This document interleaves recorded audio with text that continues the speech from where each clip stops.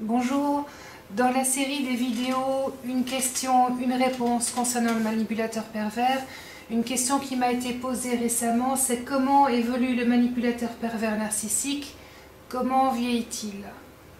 Bon, personnellement, je n'ai pas pu observer un manipulateur pervers de l'enfance jusqu'à la mort, mais on peut peut-être quand même se faire une petite idée de par son fonctionnement. On peut imaginer comment il peut évoluer.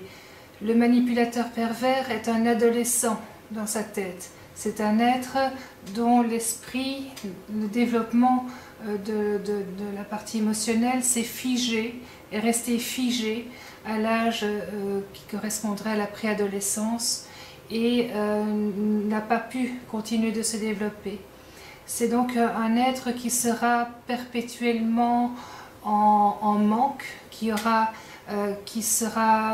ne pourra jamais gérer les frustrations, qui sera toujours dans la panique de ne pas recevoir l'image valorisante, voire sublimée de lui-même dont il a besoin pour pouvoir continuer d'avancer. C'est un être qui a constamment, mais alors constamment besoin de briller sur tous les plans, qui a constamment besoin d'asseoir sa toute-puissance par quelque moyen que ce soit en ayant fait des études supérieures et en ayant un poste très très élevé dans un endroit clé du pouvoir, que ce soit en faisant semblant d'être quelqu'un d'important ou que ce soit en étant un petit caïd de banlieue, peu importe, chacun fait avec ce qu'il a et avec ses possibilités, son intelligence, son QI aussi. Mais de toute manière, il a vraiment besoin, impérativement besoin de paraître brillant, de paraître au-dessus de tout, au-dessus même des lois, au-dessus des règles, bien évidemment, règles qui ne le concernent jamais, mais qui ne concernent que l'autre.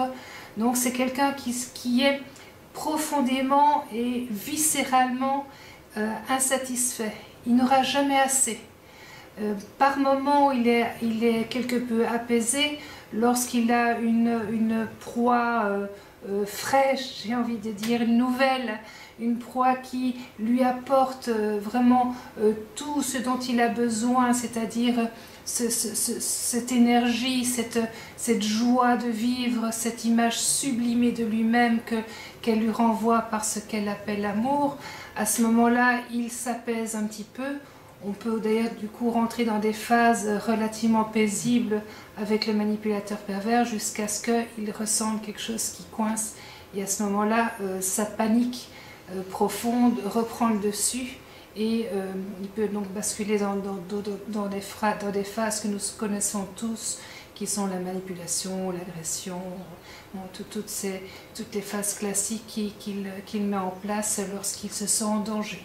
Donc je ne peux pas imaginer qu'un être qui soit constamment, structurellement, constamment, toujours aux aguets de ce qui risque de lui manquer, il n'est centré que sur son nombril, qui sera donc constamment dans cette inquiétude viscérale, puisse évoluer, vieillir sereinement.